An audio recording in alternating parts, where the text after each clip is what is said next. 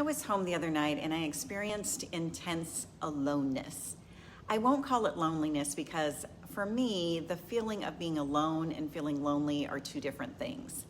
So I was having these intense emotions, and it reminded me of when I go on a new solo travel adventure, how these sudden bouts of intense aloneness can happen during solo travel. In this video, I'm going to share 8 things I do to combat those deep feelings when they arise on my trips, and hopefully at least 1 or 2 will be helpful for you in your travels. I put out videos like this every week, and I'd so appreciate it if you would like this video and subscribe to my channel. It really helps. If you subscribe, please comment I subscribed and I'll be sure to respond. When feelings of anxiety, disconnectedness, and sadness come up, there's nothing wrong with you. It's part of our human condition. I found the key for me to change the negative cycle of emotions is to shift my energy. Let's talk about how I do that. My tip number 1 is the most important tip, and it's actually the hardest one for me to do. It's a tip about what not to do. So for me, I know to avoid alcohol when I'm sad. Alcohol amplifies how I'm feeling, so if I'm sad and I start drinking some wine, it's just gonna make me start feeling sadder. And then that fog of alcohol just pushes me deeper into this hole of emotions. Plus, I never know who I'm gonna send a text to that I'm gonna regret the next day. Tip number 2, I reach out and call a loved one, a family member or a friend. Now, this isn't always possible if I'm in a different time zone, but if it is, hearing the voice of someone I care about and I know cares about me is really encouraging. I try calling friends I haven't seen in a while so that we have something to talk about, like, just catching up and connecting. Texting, it lacks the same benefit as a phone call. Hearing someone's voice is what truly helps me. If a call isn't possible, then sometimes I'll just do a voice text. If your aloneness feelings hit you during the day, changing your physical environment can really improve your mood. So as a writer, I love bookstores, and if I can find one in wherever city I'm at, I'm instantly happier wandering around.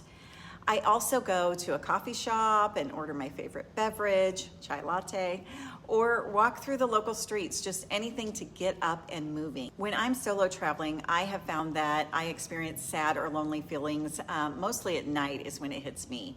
So a change of physical scenery doesn't always work because I'm in my hotel room or Airbnb. So in that case, I pull out my journal. I do one of 2 things with my journal. The first one is to just make a list of all the things I'm grateful for.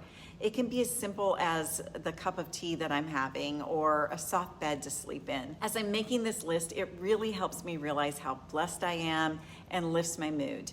The other thing I do is write about my trip so far, like the things I've done, the places I've visited, the lessons I'm learning. It reminds me that these experiences are shaping me and allowing me to live a full life. Tip number 5, I bring along a small adult coloring book and some colored pencils when I travel. When I'm sad, sometimes I just can't stop my thoughts. So I'll pick an intricate picture to work on, and a coloring book focuses my mind on those intricate patterns and turns off my anxious thoughts. I've actually created a coloring book that you can purchase on Amazon, or there's many that you can choose from. I've linked it in the description below for you. Moving your body can actually move your emotions. So when I'm sitting and I'm feeling alone, tip number 6 is I get up and do a yoga or Pilates routine. It releases those feel-good endorphins and changes my mood for the better. When I'm traveling, I do this by bringing my iPad and connecting to the Wi-Fi and just doing a gentle yoga routine that I found on YouTube. Again, I've linked my favorite one in the description for you. Tip number 7, Seinfeld and The Office always lift my spirits. So when I'm feeling down while traveling, I'll get out the iPad again and open Netflix. When I'm watching one of my favorite shows, it makes me feel secure and comforted. Sometimes you just need to feel that comfort, especially when you're in a foreign country. Truly, the best way for me to change my emotional state is tip number 8, and that is with meditation. Having practiced meditation for a decade now, I understand if it's not your cup of tea. But if you're curious, I do have a video on how to meditate. You can find the link in the description below. Meditation brings me a profound sense of calm, peace, and balance.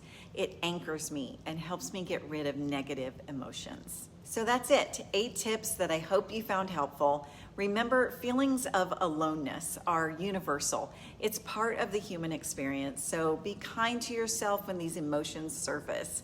Being proactive and planning ahead for those moments during your trip that are going to happen will hopefully help you not only enjoy the excitement of your adventure, but also help you to cultivate personal growth and acquire some new coping skills, which is what solo travel is all about. Thanks for watching.